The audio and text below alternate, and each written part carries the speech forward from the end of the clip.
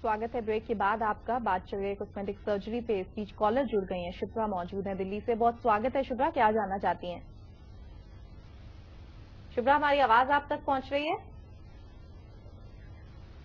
जी, लगता है phone cut गया है। लेकिन इस बीच एसएमएस हमारे पास एक आया है। ये कहती हैं कि 45 साल की ये हैं और लिपोमा है इनको लेफ्ट साइड के नेक पर, और ये जानना चाहती हैं कि इसका जो रिमूवल होता है वो कॉस्मेटिक सर्जरी में आता है, और अगर हाँ तो किस तरह से ये आगे प्रोसीड करें। देखिए, लाइपोमा इज अ प्रॉब्लम जिसमें कि आपकी बॉडी में कुछ ग्लैंड्स हो जाते हैं, तो इसका रिमूवल जरूरी होता है इसकी बायोप्सी करने के लिए, कि देखने के लिए कि क्या नेचर है इस लीजन का। तो आप किसी भी सर्जन से करवा सकते हैं या कॉस्मेटिक सर्जन से भी करवा सकते हैं। जी, तो आप क्या रेकमेंड करेंगे? कॉस्मेटिक सर्जन के पास जाएं, प्लास्टिक सर्जन के पास? क्या इसका प्रॉपर इलाज मौजूद है? देखिए, लाइपोमा आप कहीं भी ऑपरेट करा सकते हैं।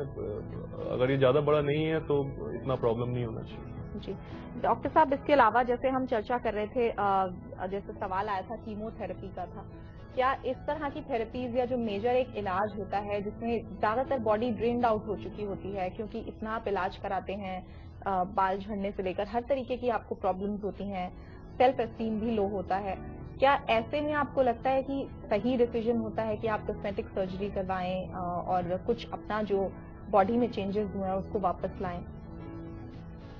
देखिए, कॉस्मेटिक सर्जरी के लिए किसी भी इंडिविजुअल का मेंटल मेकअप ऐसा होना चाहिए कि उसे लगना चाहिए कि हाँ, ये मेरे लिए जरूरी है या ये मुझे करवाना चाहिए। अगर आप फिजिकली या मेंटली ऐसा फील नहीं करते, then you should not go for the cosmetic surgery. और इसके अलावा डॉक्टर साहब, कॉस्मेटिक सर्जरी में क्या कुछ आजकल संभावनाएं मौजूद हैं? क्या कुछ नए तरीके हैं, ऐसी चीजें जो व्यूअर्स नहीं जानते, जो जरूरत है उन्हें जानने की?